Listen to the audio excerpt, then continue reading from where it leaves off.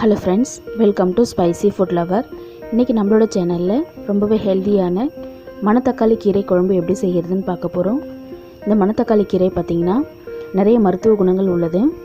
இந்த கீரையை பச்சையாக சாப்பிட்டுட்டு வந்தோம் அப்படின்னா வாய்ப்புண் எல்லாமே சரியாயிடும், வாய்ப்புண் இருக்கிறவங்களுக்கு. அது மட்டும் இல்லை, இந்த கீரை பார்த்திங்கன்னா அல்சருக்கெலாம் ரொம்பவே நல்லதுங்க. வயிற்று புண்ணை ஆற்றக்கூடியது. இதில் உள்ள பூ, காய் எல்லாமே நம்மளுடைய சாப்பாட்டுக்கு உகந்தது. இதில் பூவை நம்ம வேஸ்ட் பண்ண தேவையில்லை, இதோட காய்களையும் நம்ம வேஸ்ட் பண்ண தேவையில்லை. இந்த காயை பார்த்திங்கன்னா மணத்தக்காளி வத்தல் செய்கிறதுக்கு யூஸ் பண்ணுவாங்க. இந்த காயும் ரொம்பவே ஆரோக்கியமானது. நம்ம குழம்பு சமைக்கும் போது பார்த்திங்கன்னா இதோட காய், பூ எல்லாத்தையுமே சேர்த்து பறித்து குழம்புல போட்டு செய்யலாம். வீடியோ பார்க்குற எல்லா ஃப்ரெண்ட்ஸும் வீடியோ ஸ்கிப் பண்ணாமல் முழுசாக பாருங்கள். பார்த்துட்டு எனக்கு கமெண்ட் பண்ணுங்கள். வாங்க, இந்த வீடியோவில் நம்ம மணத்தக்காளி கீரை குழம்பு எப்படி செய்யலாம் அப்படிங்கிறத பார்க்க போகிறோம். இந்த குழம்பு பார்த்திங்கன்னா பருப்பு சேர்த்து செய்ய போகிறோம் இன்றைக்கி. ஃபஸ்ட்டு நம்ம குழம்புக்கு தேவையான பருப்பு வேக வச்சிடலாம். 2 கப் அளவு பருப்பு எடுத்திருக்கேன். 100 கிராம் அளவு துவரம் பருப்பு ஒரு குக்கரில் சேர்த்துக்கலாம். சேர்த்துட்டு பருப்பு கூடவே பார்த்திங்கன்னா 3 பச்சை மிளகாய் சேர்த்துருக்கேன். அடுத்ததாக ஒரு தக்காளி பழம்,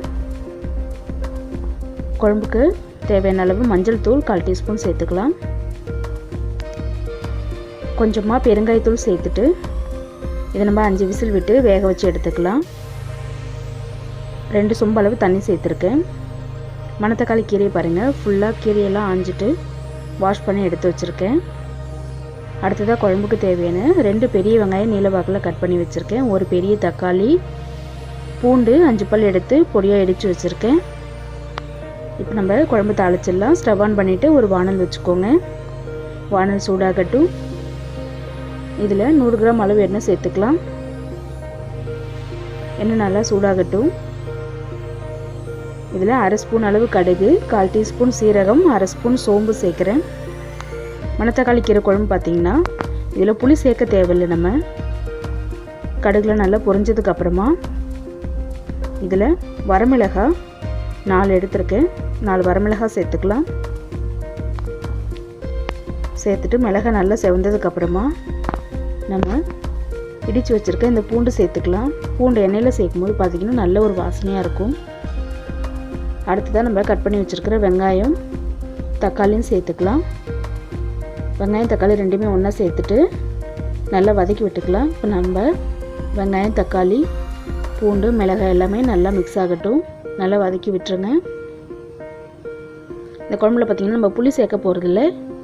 அல்சர் அது போல் வயிற்று வலி இருக்கிறவங்களாம் பார்த்திங்கன்னா இந்த குழம்புல புளி சேர்த்துக்காமல் சாப்பிட்றது ரொம்பவே நல்லதுங்க. அப்போ தான் இது அந்த வயிற்றில் இருக்கிற புண்ணெல்லாம் ஆற்றும். வெங்காயம் தக்காளி நல்லா வதங்கிடுச்சு. இந்தளவு நல்லா வதங்கினதுக்கப்புறமா நம்ம வாஷ் பண்ணி எடுத்து வச்சுருக்கிற மணத்தக்காளி கீரை இதில் சேர்த்துக்கலாம்.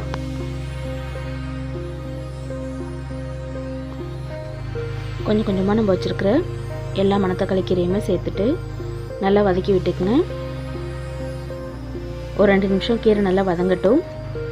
அதுக்குள்ளேயே பார்த்திங்கன்னா நம்ம வேக வச்சுருக்கிற பருப்பில் நல்லா ஒரு தடவை மத்து வச்சு கடைஞ்சி விட்டுருங்க.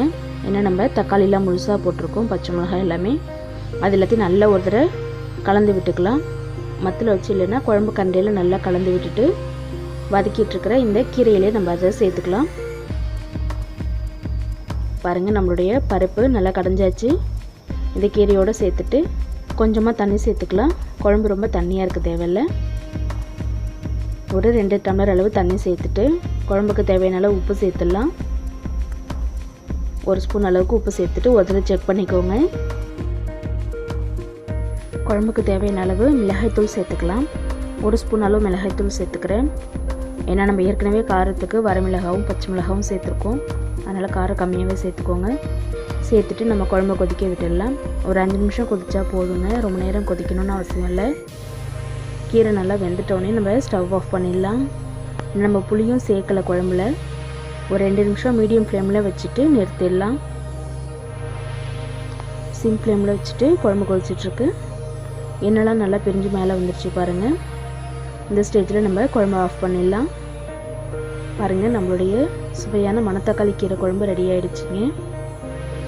வயிற்று புண்ணெல்லாம் ஆற்றக்கூடியது. அல்சர் பேஷண்ட்ஸ்லாம் அடிக்கடி சாப்பிட்லாம். இதே மாதிரி நீங்களும் வீட்டில் மணத்தக்காளி கீரை குழம்பு ட்ரை பண்ணி பார்த்துட்டு எனக்கு கமெண்ட் பண்ணுங்கள். இந்த வீடியோ பிடிச்சிருந்தா மறக்காமல் லைக் பண்ணுங்கள், ஷேர் பண்ணுங்கள். நம்மளோட சேனலை சப்ஸ்கிரைப் பண்ணிவிட்டு பாருங்கள். அப்போ தான் நான் போடுற வீடியோஸ்லாம் உங்களுக்கு உடனே வரும்.